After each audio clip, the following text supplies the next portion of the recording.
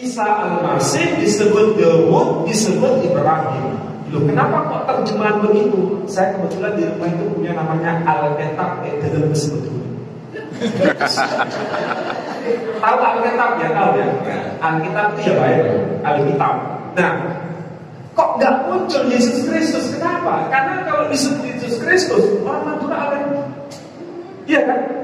Coba kalau misalnya terjemahkan paneka dokter pangatawana Yesus Kristus, orang Madura bahasa apa dia lapar tengkok. Jawabannya pasti begitu.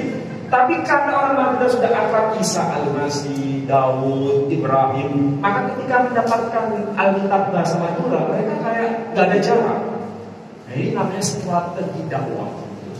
Ini strategi dakwah dan mereka berhasil.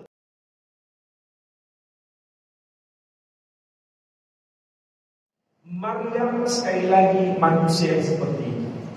Tapi di sini Maryam dipahami oleh 3 agama secara berbeda. Menurut Quran, Maryam adalah ibunya seorang manusia pilihan, yakni nabinya Allah. Maryam manusia wanita terhormat yang tak tersentuh oleh seorang laki-laki satupun, dan dia melahirkan utusan. Sedangkan saudara kita Nasrani mengakui Maryam adalah manusia terhormat, sang perawan. Makanya di sini ada kan gereja Santa Maria, ya kan? Santa Maria tak bercelah, ya. Ya. Kalau di sini emang gereja Santa Maria tak bercelah. Kalau di Kairo yang saya tahu itu tertulis begini: Kanisah Sayyidah Maryam Al-Azhar di Kairo. Ada bangunan, di atasnya ada kubah, ya. Terus tulisannya Arab, Kanisah Sayyidah Maryam Al-Azhar.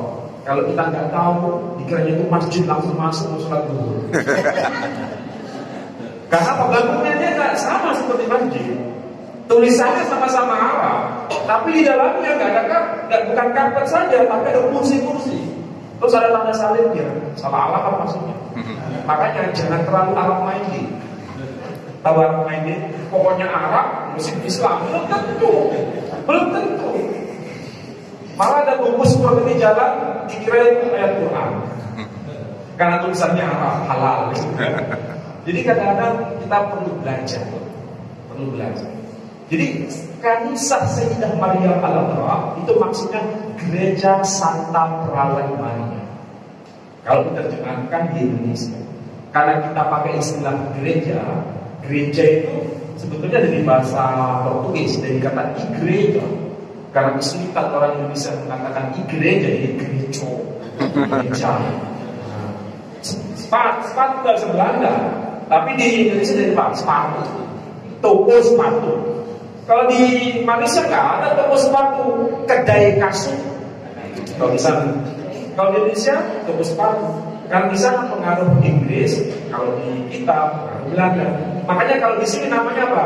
Yesus, Markus, Matius, Paulus, ya. Karena pengaruh Belanda. Di Malaysia nggak ada itu. Di sana hanya dikenal apa? Jesus, Mark, Matthew, Paul. Dan di sana ada Pak Paul ada. Gak ada Pak Paulus di sana. Di sini Pak Paul gak ada, yang ada Paulus. Karena kita pengaruh Belanda, Malaysia pengaruh Inggris. Lafal alfabetnya juga sama, A, B, C, D, pengaruh Belanda kita ini. Di Malaysia A, B, C, D. Pengaruh Inggris. Karena itu persoalan bahasa. Makanya kita kenal Yesus Kristus itu pengaruh Belanda. Saya nggak tahu di Quran itu anaknya Maryam, ya, anaknya Maryam itu disapa dengan sebutan Isa Al-Masih, Quran bahasa Arab. Tapi aslinya sebetulnya beliau itu bahasa Suryani. Namanya disebut Isa the Masih. Makanya dalam Injil Matius versi Pesita itu bahasa Arabnya, bahasa Suryaninya disebut Ennedidu te Isa the Masih, Bret David, Bret Abraham.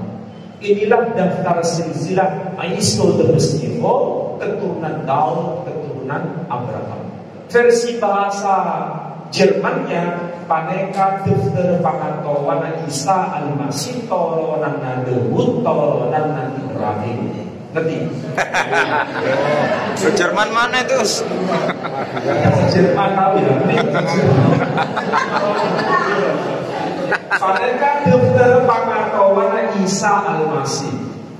Toronan Dawud, toronan Ibrahim. Jadi disebut Isa Al-Masih, disebut Dawud, disebut Ibrahim. Loh, kenapa kok terjemahan begitu? Saya kebetulan di rumah itu punya namanya Alkitab dalam sebetulnya.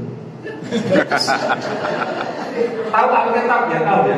Alkitab itu ya baik, Alkitab. Nah, kok nggak muncul Yesus Kristus? Kenapa? Karena kalau disebut Yesus Kristus, orang Madura ada. Iya kan?